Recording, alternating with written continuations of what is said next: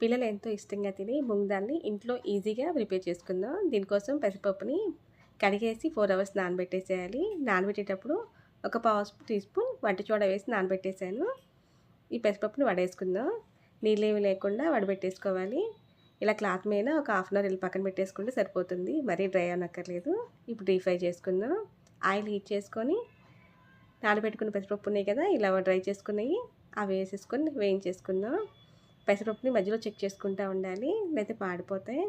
చూడండి పెసరపప్పు వేగిపోయినాయి. చెక్ చేసుకుందాం. వేగిపోయినాయి. ఒక స్ట్రైనర్లో వేసుకొని తీసేసుకుందాం. ఇలా స్ట్రైనర్లో వేసుకున్న పెసరపప్పుని టిష్యూ పేపర్ వేసుకున్న ప్లేట్లోకి తీసుకుందాం. ఎక్స్ట్రా ఆయిల్ మొత్తం పీల్ చేసుకుంటుంది. తర్వాత సర్వింగ్ ప్లేట్లో తీసుకొని పావు టీ స్పూన్ చాట్ మసాలా, మన రుచి తగ్గట్టుగా సాల్ట్ యాడ్ చేసుకొని మిక్స్ చేసుకొని సర్వ్ చేస్తుంది. ఎంతో టేస్టీగా ఉండే home made moong dal ready. మీరు కూడా ఒకసారి ట్రై చేసి టేస్ట్ చేయండి. Thank you for watching.